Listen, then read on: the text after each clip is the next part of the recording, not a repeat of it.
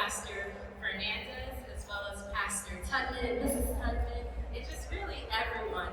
This is such an exciting thing for me because it's not a lot of places, and I know I can say this here because I'm at the Faith Center, it's not a lot of places that I get to really speak about two things that I love the most, science and Jesus. Did y'all know that it comes together?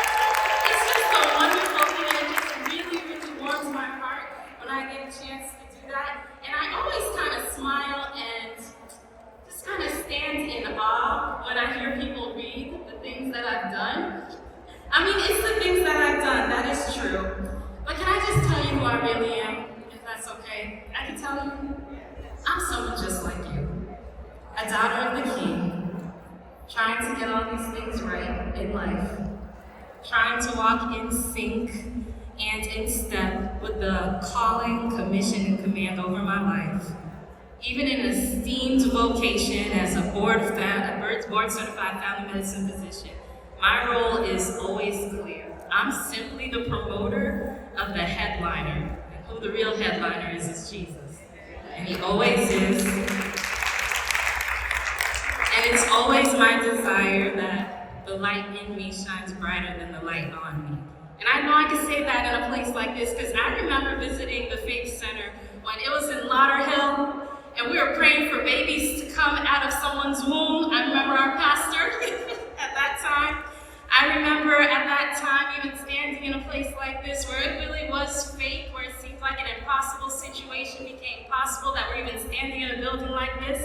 I remember that. And I hope that today you will know that whatever seems impossible in your health, whatever seems like a diagnosis of uncertainty that you're facing in these next few moments, I hope we get a chance to pull back the veil so that you can see and be freed in knowing there is a place for science and scripture to unite to take good care of you. Are y'all ready to learn? Because I'm ready to teach. Okay, very good. Okay, so I'm going to be reading a lot out of this as well. This is called the Healthy Home RX. It's back on our table if you want to get a copy of it as well too. But I want to go right into it so that you could really understand and know some things. And this is what it says. It says right here in page 9, the complexities and connection of the human body are so amazing. The body is an interdependent system of physical health, spiritual health, and cognitive health. And it forgets nothing. When we do not address something in our lives, it doesn't go away. It remains present, only unseen. It hides and manifests itself somewhere else in our body in the future, and it shows up again when there's some familiarity. I want you to imagine a triangle as you see here on this book. Each point of the triangles represents one of the 3 pillars of our health. Someone say 3. 3 pillars of our health. We have our physical health, our spiritual health, and our cognitive health. Each one of those pillars have to be fed. Each one of those pillars have to be nurtured daily in order for you to stand and maintain you. It's not just about a balance. It's about getting these 3 pillars in alignment.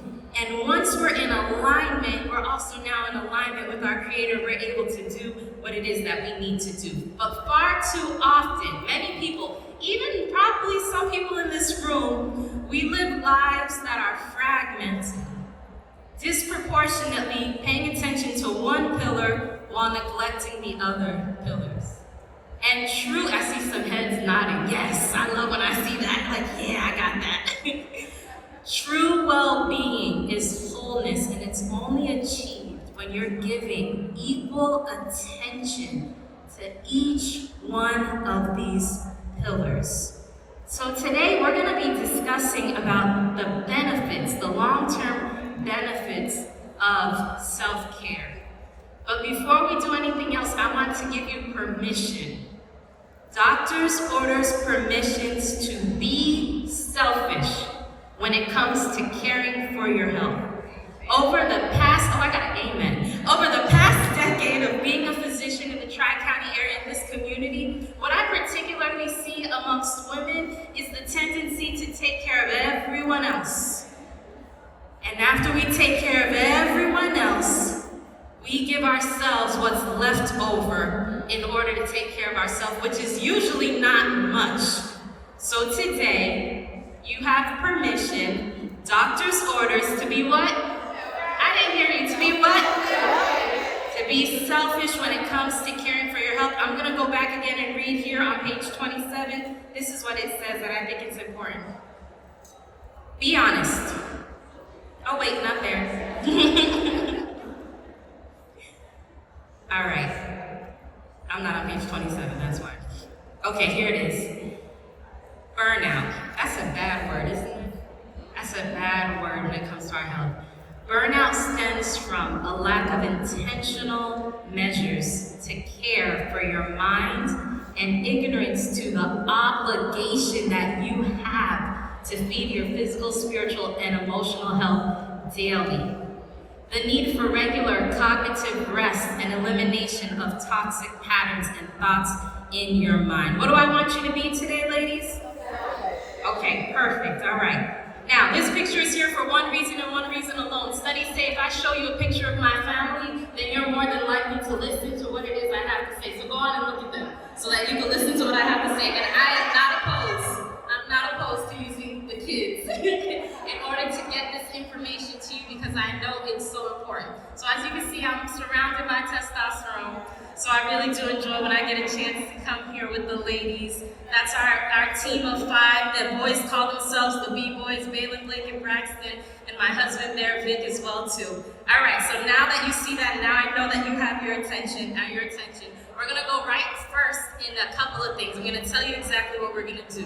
I'm gonna name very quickly the benefits, the long-term benefits of self-care. And then I want you to understand the foundational aspects of what it is that you have to know when it's coming to caring yourself and what's making you sick. And then I'm gonna show you very quickly in this 45-minute time how and what chemical is literally produced in your body that is causing you to be sick. So the long-term benefits of self-care. Number 1, it's improved quality of life. Now, quantity of life is good, but I think quality of life is much more better. Number 2, peace of mind. We just read about what happens with burnout. A lack of peace of mind places a toll on you, and it puts you on the expressway to burnout. I want to name some of the early signs and symptoms of burnout. And I want you to know that, you can put up a little finger if you've felt this. Constant physical fatigue. We're on page 26 here of the Healthy Whole RX. Constant physical fatigue. I mean, the type of fatigue, despite that you slept the entire night, you wake up tired. Signs of clumsiness. Your coordination's off. You're bumping into things frequently.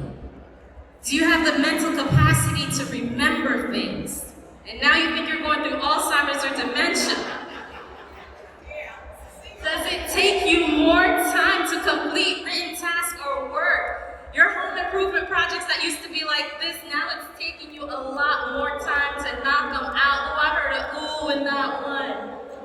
This is signs.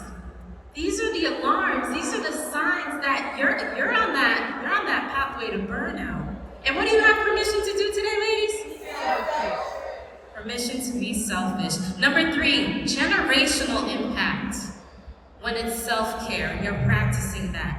Because our kids do what we do, they don't do what we say. I know that for sure. Yeah.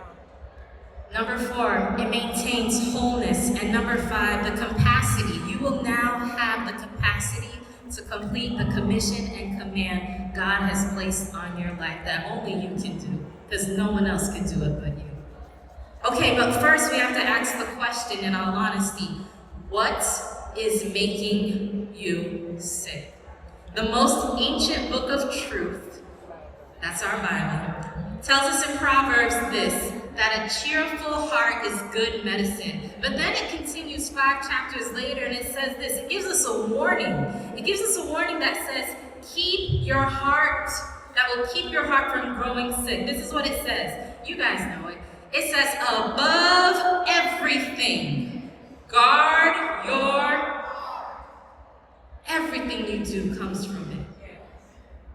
Another version says it this way, and I like it because when you read it, it's not a suggestion, it's not a thought, it's not a preference, it's a command that's coming from the very mouth of God. To watch over your heart with all diligence.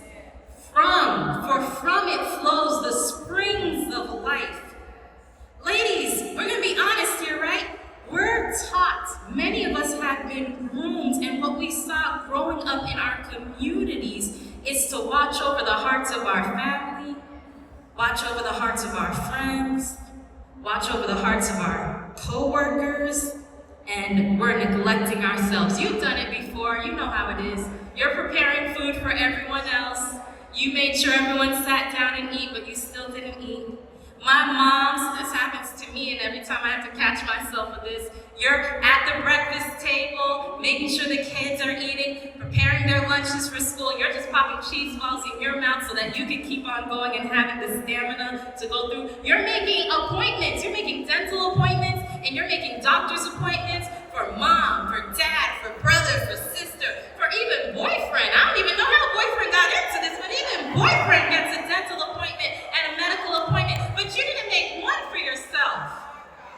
Guarding and watching everyone else's heart but yours. And how are these springs of life supposed to come from your heart? Because you're not guarding it. Today I give you permission to do what?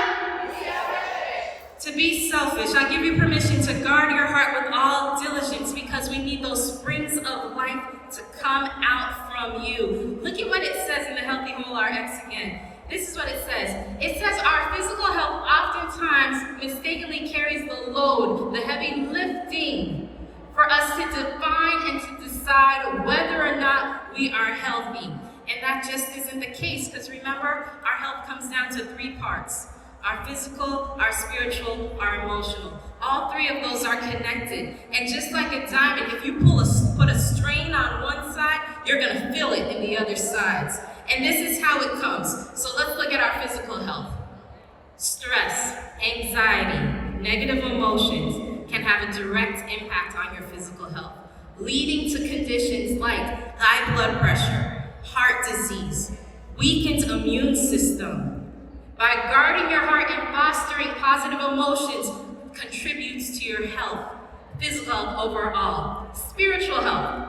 A robust, daily engaged spiritual life often leads to a sense of purpose, of peace, of inner strength, all of which is essential for well-being. This is what happens when you are fostering and you are making sure you're guarding your heart. And it even improves our relationships. I'm not talking about the other relationships, I'm talking about your relationship with you. How you talk to yourself, how you think about yourself, how you view yourself. Because when that's not happening, how is everyone else going to know how to treat you when you don't treat yourself right? Cognitive health. It is pertinent to decision making by guarding our hearts. We ensure that our decisions are made from a place of integrity and sound judgment. Doesn't that make you think again of that most influential ancient book of truth that we have, of power, love, and sound mind? Right before that it says, you didn't have the spirit of fear. Don't you know and understand, when everything is running in your mind, when you're not taking care of your cognitive health, when you're not pouring into it correctly, you can't make decisions of sound mind. You make foolish decisions. You make decisions that hurt you. You develop hurtful, negative patterns, and it creates and brings forth a root of anxiety. But when we are guarding, when we are feeding all three pillars of our health, we now have free flow of life-affirming thoughts, practices, and we experience greater emotional stability and resistance. Does that make sense? You see how all three of those come together? So now here's the question of what exactly is making us sick? What's making our heart sick? What makes us sick? Every and anything that we do, remember I said we because I'm part of this too, I'm not exempt. Every and anything that eats away, that damages our physical health, our spiritual health, our cognitive health, That is what's making us sick. Let's look at this first one, fatigue. A lack of margin. You're saying yes to everything, which weakens your yes because you just don't have the capacity to fulfill all those commitments. You remember the virtuous woman that they always talk to us about on every Women's Sunday, on every women's group? I want to remind you, that virtuous woman did not do all of that at one time. It was in different seasons of her life. How do I know this for sure? Because that book wouldn't be called The Virtuous Woman, it would be called The Burnout, Stressed, Mean to Everyone, No One Likes Her, She Got No Friends Woman. That's what it would have been called. Do you have margin? Are you measuring your yes? You think it's everyone else, but your fatigue is causing your own sickness. What's making you sick? Fear. All right, I'm going back to the Healthy ORX. I hope you guys grab a book in the back. Okay, I'm going to page 73 right now.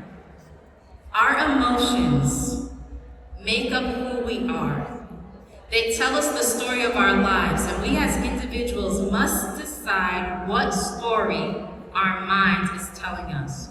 Repetitive stories of hurt, pain, disappointment, fear, anxiety, and injustice are toxic to our minds.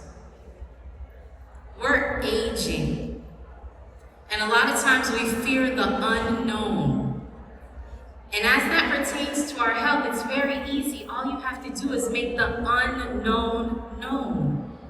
So we find out about a friend or a family member who suddenly died, we become fearful. We find out about someone had a horrible diagnosis, fearful. We become fearful of going to the doctor's office, making an appointment at the possibility of receiving bad news.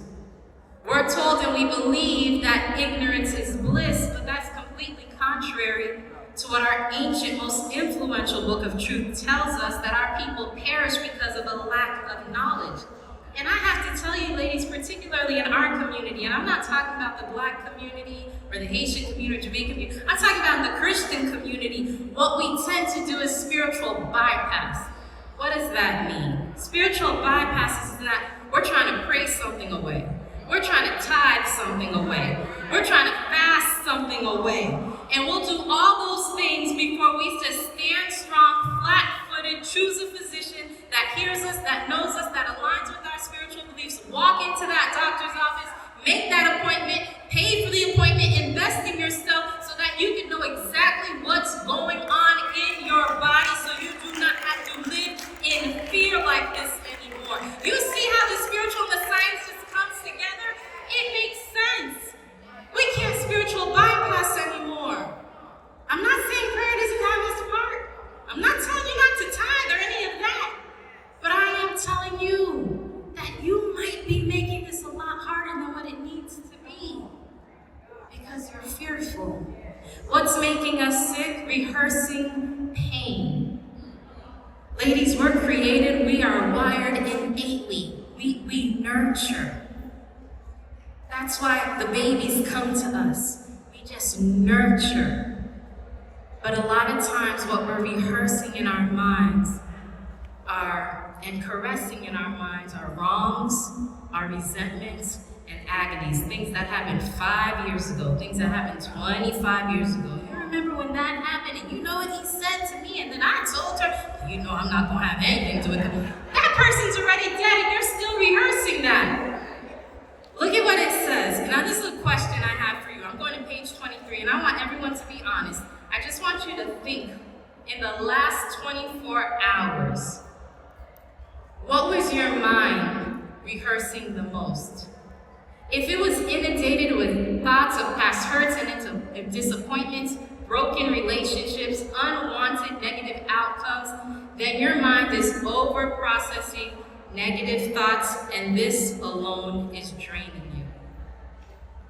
What's making you sick? A sedentary lifestyle. When you stop moving, you start declining. What's making you sick? Undisciplined excuses filled in a negative belief system that this will work for other people, but it won't work for you. That you just can't do it. But I encourage you to take ownership of your health today And it starts with the permission that you have to be what? Permission to be selfish when it comes to your health. No more excuses so that you can really develop the healthy habits. We must be intentional about prioritizing how to care for ourselves. The hiccup is we've never learned that. The hiccup is that we were never taught how to listen to our bodies and pay attention to these signs. And each of us need what I call a patient-physician partnership. You need a physician who knows you, who knows how you are when you're well, so then they can know the baseline of when you're well, so that when something happens, they can see the red flags and it'll be very apparent. This is what preventive care is. This is where you actively take that role, because right now, many of us are subscribing to a broken system of sick care. Well, I only go to the doctor when I'm sick. Well, that's not going to do you any good. How are you going to know when you're well? And how are you going to know what to do to keep you well? This is the benefits of self-care, because self-care is preventive care, and preventive care is well care. So what are these long-term benefits, again, of self-care? We said quality of life. The quality of life is one of the greatest lessons that I have learned when I would sit with someone who's dying and transitioning into eternity. The only thing that they ever speak about is how much time they did not spend with their friends and family. The long-term benefits of self-care, it's peace of mind. Do you know that when you don't have peace of mind, it literally produces this hurtful chemical in your body called cortisol that leads to disease and illness? And when it goes unchecked in the background, that's playing all the time in your mind. Peace of mind is making sure that you are engaging in preventive testing. I want to name a few of them right now. All of us ladies, we should all be doing self-breast exams right now, every month. When you turn 40, a mammogram every year until you're 74. And some people still just make sure they still go get their mammogram after 74. Another preventive thing that we should be doing, pap smears and HPV screening, checking for cervical cancer and human papillomavirus. That starts at age 21 if you're not sexually active. But that should be going on regularly. And it should be going on every 3 years until the age of 65. This is that preventive steps that we take. A DEXA scan, making sure that you don't have osteoporosis. You know what I love about preventive care is because when you catch it early, it's so much easier to deal with. But when you wait, that's when you hear all of these devastating stories. So those are 3 exams, but there's also one of the top vaccines that I always recommend to patients, especially if you're age 50 or older, is shingles. Now, if you've ever had chickenpox, then that means that virus of shingles is active in your body. And if you've ever spoken to someone who had shingles, they will tell you how painful it is, that it feels like fire on their body, and that could be prevented just by getting this vaccine.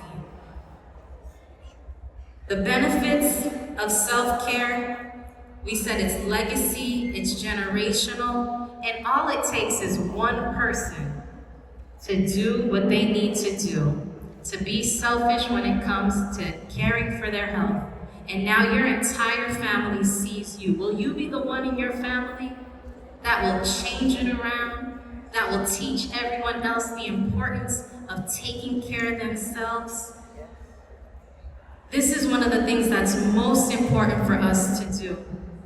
And it's one of the reasons why I decided to go into family medicine, because I know if I can speak to one person in that family and really help them understand it, then they're going to bring the husband, and then they're going to be the children, and then they're going to bring the aunt and uncle. And now we've just changed the very trajectory of an entire family line that before they believed that it was some sort of generational curse of why they all were overweight, but all it was just bad habits that they never really learned how to take care of. All of this happens when you are deciding to be what, ladies? When it comes to caring for your health. The long-term benefits of self-care is we're able to maintain wholeness.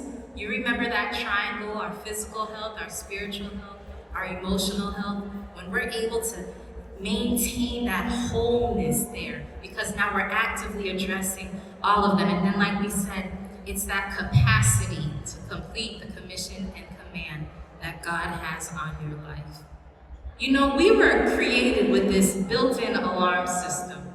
I encourage you all to scan this QR code when you get a chance, because you'll be able to see what I'm about to speak about, and that way you'll have it later on. We were made, God created us with this built-in alarm system to protect you from you. Yeah, I said protect you from you. This built-in alarm system is known as our HPA access. Uh-oh. I'm not advancing here. There it is. Okay, you ready to go to medical school? I'm going to take all of you to medical school. If you don't see this, I want you to stand someplace so that you can see this. This is called our HPA axis. Up there on the top is your brain. Down there towards the bottom are those kidneys, things that look like kidney beans. You see them? Those are your kidneys. That's how it looks in your body, for real. So this is this built-in alarm system that God made inside of us. And I love it because it's called the autonomic nervous system. I love that it's called that because the word autonomic almost sounds like automatic. This is automatically happening in your body, whether you want it to or not. Every time, I don't see what I need to see here. Oh, because I'm pressing the wrong one. This is our fight, flight, and freeze. Every time you feel a stressor, someone said something to you that you don't like. Every time you see a stressor, what's going to happen with that child? I don't like those friends that he's hanging out with. Every time you perceive a stressor, well, I just heard about this, but now what's going to happen? Anytime any of that happens, a whole cascade of events go into place. When we see a stressor, when we feel a stressor, when we perceive a stressor, it sends information to our brain that goes down to the kidneys and it produces this thing called cortisol, which is our stress hormone. Now, cortisol is a beautiful thing, right? Because in the moment, it's the thing that makes you, I gotta woman up and do what I need to do. The way we say it in Haiti and Creole, right? We just do what we need to do to get it done. That's the beautiful thing about cortisol. It's that story that you heard of the grandmother when the burglar broke into her home and she beat him up and didn't allow her to steal anything. It's the thing where you hear that story. This is the thing that makes that happen. When you hear the story of a child that's underneath a car and somehow this woman got this strength out of nowhere to pull up the car and pull her child out. Cortisol is what does that to you. But when cortisol is going on unchecked in your body automatically because of stressors you feel, see, and perceive, what ends up happening? Long-term effects. Inflammation in the body, those aches and pains, the thinning of your skin. Why does my face look like I'm in middle school again with all these acne breakouts? The change in the way you're eating. Sometimes it'll cause you to eat more because you want the comfort food. Sometimes it'll cause you to eat less because you're just ready to, remember we said it's fight, fight, or flee. So sometimes you'll eat less and all of that will cause weight gain. Long-term effects of cortisol changes your sleep. You become on high alert and ready to go. Has that ever happened to you? You guys go to sleep and then just out of nowhere you wake up in the middle of the night and you don't know why that is? That's the cortisol. There's something that's going on that you're not addressing. It increases blood pressure. Remember I told you down there, those are the kidneys, the things that look like beans? Right on top of that is the adrenal glands. The adrenal glands is what produces the cortisol. So that stimulation is causing that blood pressure to go up. And they have you on all this blood pressure pressure medication and they keep on rising it up, and you keep on saying that you don't have high blood pressure, and you keep on asking people to pray for you instead, but you don't realize that the problem is the cortisol, and you're not addressing what really is going on. Glucose, diabetes, all of this because cortisol increases the diabetes. This is what cortisol does in your body unchecked. This is our autonomic nervous system. Remember, autonomic sounds like automatic. This is happening automatically in your body, whether you want it to or not. And I know the next question is very simple, what everyone asks me. Dr. Elisee, just give me some medication so I can get rid of this cortisol. I wish I could tell you there's a medication I can give you to do that, but there just isn't. But what did God do for us? Oh yeah, brain fog. That's another thing that happens where you can't concentrate too well, where that cortisol is too high. What God did create was a happy hormone, serotonin. That happy hormone is what comes and pushes back on that bad hormone. So now the question is, well, Dr. Elisee, how do I release the happy hormone? You've done it before, but you just didn't realize it. How did you do it? When you had some words with someone and then you got in the car and then you heard a song that you liked and out of nowhere you started singing the song and bobbing your head and singing. That's what it was doing. It was releasing the happy hormone, and now the cortisol is going back down. When you get with your girlfriends that you haven't seen in years and you all are just laughing and joking and enjoying yourself, that's what's happening. The happy hormones release. Anytime that we're outside, in nature, that's what's going on. It's being released. When you are exercising, and I don't like to say exercising, but when you're doing the physical activity you enjoy doing, that's what's being released. That's what they call that runner's high, serotonin. And ladies, that is what we need to make sure that you're doing, because this is the only way that you will truly be able to benefit from the long-term effects of you really having self-care. And I want to be clear when I say this. It is not now, nor will it ever be the will of God for you to live a life that's stretched so thin that you can't enjoy the abundant life that He died for you to have. But it's up to you to make a decision, to be proactive in taking care of yourself in a real way that feeds your physical health, your spiritual health, and your cognitive, emotional health. And the way that we started is what I mentioned to you. Permission to be when it comes to caring for your health. Who has questions for me?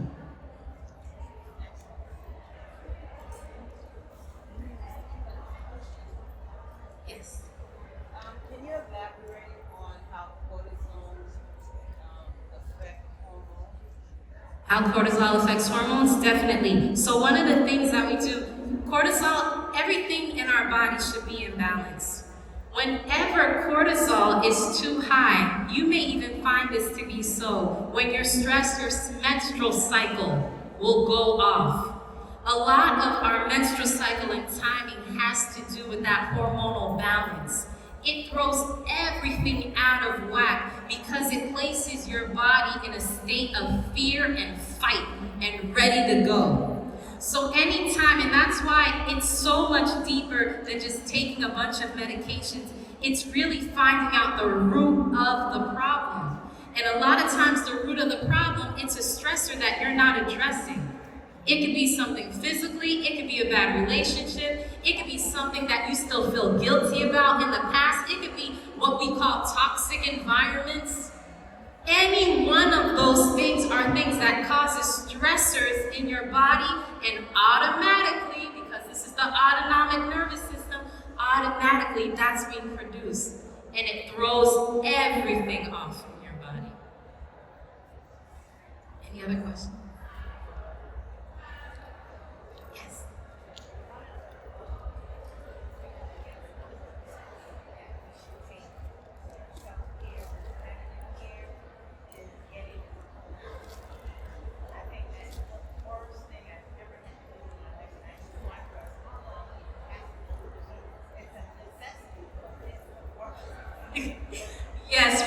want you to get your colonoscopy. That's one of the very important tests that you should be getting. Actually, they find that, we don't know why, African Americans, it's at a younger age that we get diagnosed, and it's more aggressive.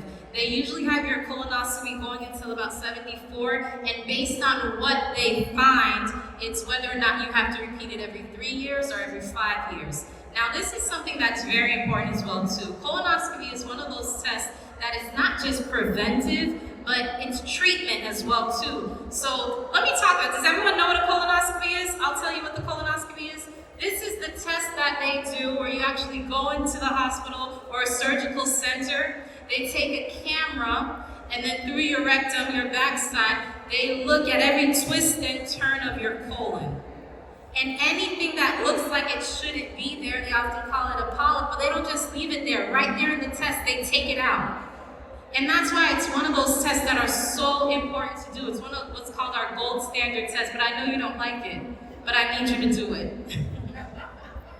More recently, but again, it's not 100%. There is now, for the people who are like, I just don't want to do this at all, there's now a blood test that you can do that checks and screens for over 50 cancers. So there's information on our table about that as well too. It's called the Gallery blood test. That's another option because the cancers are one of the ones that are just so tricky. You'll do everything right and they'll just still show up out of nowhere. Any other questions? Yes, I'll come back to you.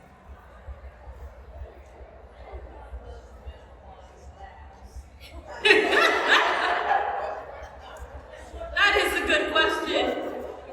I know, and it's different for each person.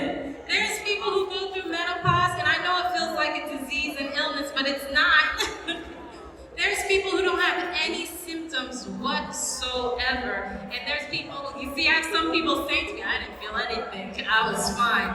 And there's some people that feel all of the symptoms. I encourage you to speak to your doctor about what options that you have based upon what symptom that you're feeling so we can try to control the symptom more than anything else. But it changes. And then visit us at our table too.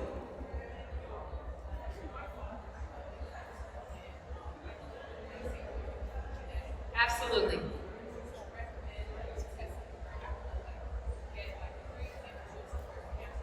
Yeah, you should. I think that's a good one. The question, she mentioned how her father had colon cancer.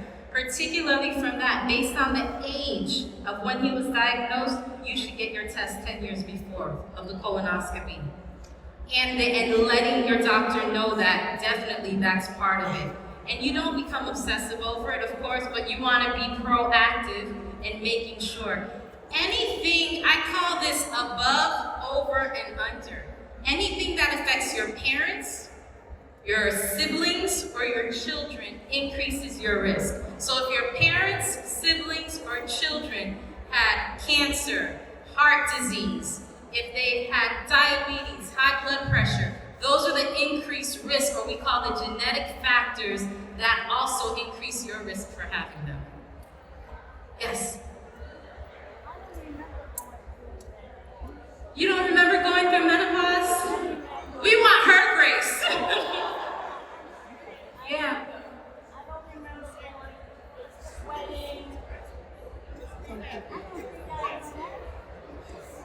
Once your menstrual cycle stops for a full year, you are now in menopause. Now, there are people who have the symptoms with menopause, but it's not everyone who has it. But the menopause itself is now, you are no longer having your menstrual cycle a year because it stops for that full year. My daughter, she's going through it, it seems like 10 years already, but she's been going through it so long, she's 55 and she's still going through it. I think it's just her attitude. Towards it? Listen, what did we learn today? How it all affects it, right? I'll tell you this, ladies. I have found over the past decade of being a physician, your strongest organ is your brain. I saw a father who, when I was a fellow, and this is when I was doing my training in hospice palliative care, I saw a man make himself stay alive until his daughter's wedding. He had no food to eat, and it was over 2 weeks. He had nothing to drink, it was over 2 weeks. That's when I saw him. It was over 2 weeks and he was in the hospital. And I remember I asked him, how do you want to transition? What's the most important thing for you right now? And he said to me, I need to make it to my daughter's wedding. So we were able to set up hospice care for him in the home.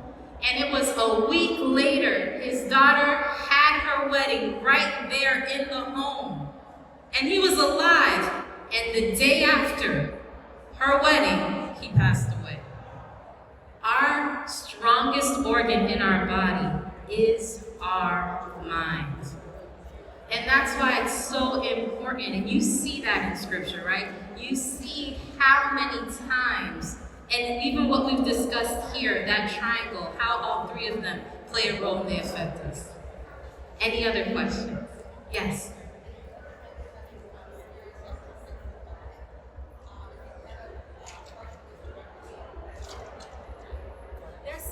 There's some people who continue to have pap smears after 65. If there's a family history of it, it really depends on two things. If you've had abnormal pap smears in the past, or if there is some sort of thing. Because sometimes though, what they're looking at is the vaginal walls and not necessarily the cervix itself. Pap smears itself are for us to look at the cervix to make sure there isn't any cervical cancers, but sometimes they will go look at the vaginal walls as well too. All of it really depends on the specifics for your family history and your history as well. Okay, that's it. I'm getting a sign. Thank you for having me, ladies. It's great speaking with you.